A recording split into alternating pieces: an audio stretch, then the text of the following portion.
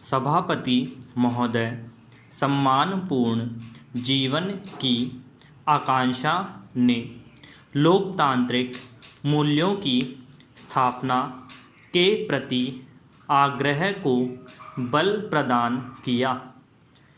इससे शोषण, अन्याय, गैर बराबरी, अप्रासंगिक परंपराओं और मान्यताओं के विरुद्ध संघर्ष की शुरुआत हुई। इस संघर्ष ने ही राजनैतिक, आर्थिक और सामाजिक गुलामी से मुक्ति का मार्ग प्रशस्त किया। इस संघर्ष से जहां एक और दुनिया का राजनैतिक मानचित्र बदला, वहीं तमाम तरह की गैर बराबरियों के प्रति हिंसक और अहिंसक अभियान व आंदोलन अस्तित्व में आए। हमारे देश की समूची राजनैतिक व सामाजिक संरचना इससे गहरे तक प्रभावित हुई। राजनीतिक स्वतंत्रता इसी प्रक्रिया का परिणाम है।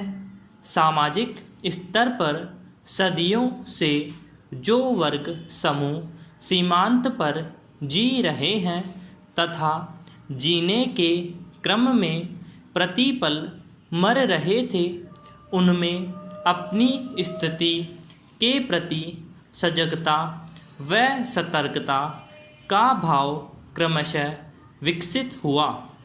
धीरे धीरे उन्होंने उन तमाम मान्यताओं और परंपराओं को नकारना प्रारंभ कर दिया जो उन्हें समाज के सीमांत पर रखने की साजिश करती रही।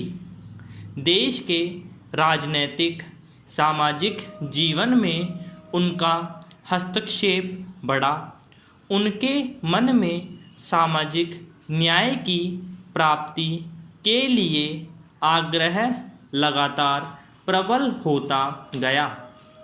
पैरा राजनैतिक सामाजिक संरचना में घटित इन परिवर्तनों के बावजूद इस देश के लोगों की एक बड़ी संख्या ऐसी है जो सम्मानपूर्ण जीवन यापन से बहुत दूर है। उनके पास जीने की लगभग तमाम सुविधाएं अनुपलब्ध हैं। देश की यह आबादी सम्मानपूर्ण ढंग से जीवन यापन कर सके, इसके प्रति स्वैच्छिक संगठनों और कार्यकर्ताओं में निरंतर बेचैनी बढ़ रही है।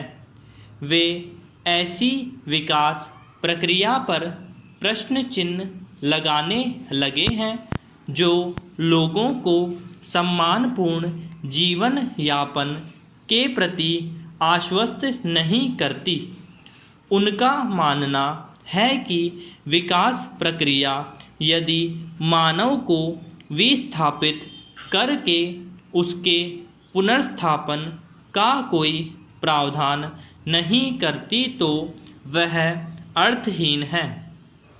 स्वैच्छिक संगठनों की यह चिंता वस्तुतः मानव अधिकारों के प्रति उनकी निष्ठा और संप्रक्ति का सूचक है।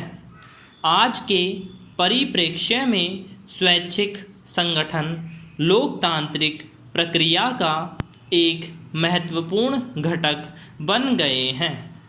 आमतौर पर वे मनुष्य के बेहतर जीवन से जुड़े प्रश्नों पर आंदोलित होते हैं और उनके लिए रचनात्मक कार्यक्रमों और गतिविधियों का संचालन भी करते हैं।